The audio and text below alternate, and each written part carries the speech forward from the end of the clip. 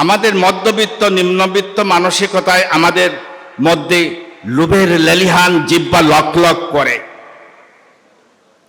ইউনিভার্সিটিতে এসেছো জেনে শুনেই জ্ঞানের সেখানে স্ফুরণ ঘটবে, বিশ্বের বৈশ্বিক জ্ঞান গভীরতায় যাবে, গবেষণায় গভীরে তুমি ঢুকবে এবং তুমি দেখবো, আমি কবি বলেছেন যে নামবো আমি পাতাল ফেরেই, উঠবো আমি আকাশ পড়ি, দেখবো আমি জগৎটাকে আপন হাতের মুঠোয় পড়ে। তোমার মধ্যে ইনকুইজিটিভনেস, সেন্স অফ ইনকোয়ারি, এটা ইনকালকেট করতে হবে। এজন্য ইউনিভার্সিটিতে তোমার জীবনটাকে তুমি ডেফিনেটলি ডিসিপ্লিন, ক্যারিয়ার সেগুলো মনে রাখবে।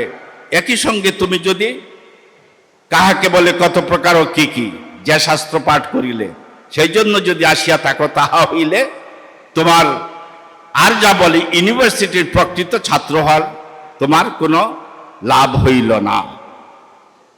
তুমি যখন ফিরে যাবে, তুমি বোধ সম্পন্ন মানুষ হয়ে মানবতার স্ফুরণ হবে, তবেই তুমি সফল ইউনিভার্সিটি ছাত্র হবে। University is a place to late the student know how to know. সব শিখানো না।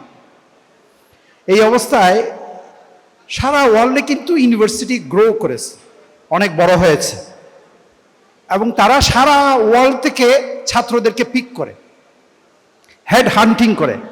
এই পরিবেশটা কিন্তু বন্ধ হয়ে যাবে খুব শিগগিরই।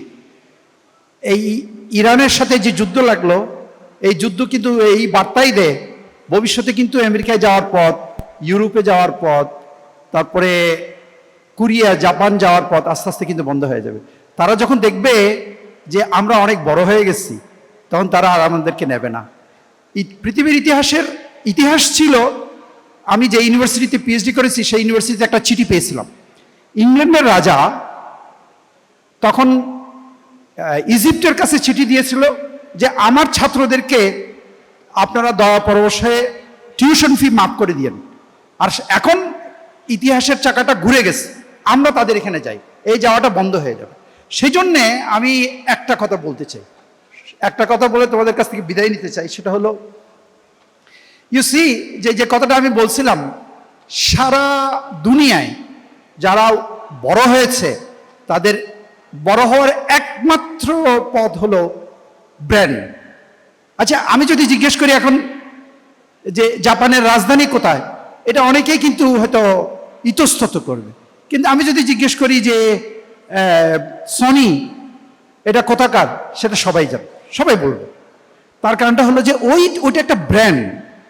তো যে সমস্ত দেশ ব্র্যান্ড সৃষ্টি করতে পেরেছে তারাই উন্নত হয়েছে। তো আমাদের উচিত হলো, আমরা যে পড়াশোনা করছি সেই পড়াশোনার মাধ্যমে আমরা নিজেরা আর কখনোই জবের পিছনে ঘুরবো না। আমরা ব্র্যান্ড তৈরি করার চেষ্টা করব আর মানুষকে জব দেব ইনশাল্লাহ। এই মনোবৃত্তি না থাকলে কখনোই আমাদের দেশ উন্নত হবে না। আমি মনে করি 24শে জুলাইতে যারা আন্দোলন করেছে, সেই আন্দোলনকারী তো তোমরাই, তোমাদের সিনিয়ররা, যারা এই আন্দোলন করে স্বৈরাচারকে দেশ থেকে তাড়িয়ে দিয়েছে, তারা আমাদের দেশের অর্থনৈতিক, সাংস্কৃতিক, বিজ্ঞান এবং কমিউনিকেশন এগুলো কি ডেভেলপ করতে পারবে না? তারাই করবে ইনশাল্লাহ। এই মানসিকতা তোমাদের থাকতে হবে।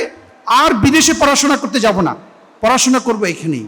আর বিদেশকে আমাদের জ্ঞান পাচার করব না, জ্ঞান পাচার না করে আমরা এখানেই আমাদের জ্ঞানকে সমৃদ্ধ করব। অবশ্যই যাব, বিদেশেও যেতে হবে আমাদের, কিন্তু শুধু বিদেশে যাওয়ার পরিকল্পনা আমাদের বাদ দিতে হবে এবং দেশকে গড়ার চেষ্টা করতে হবে।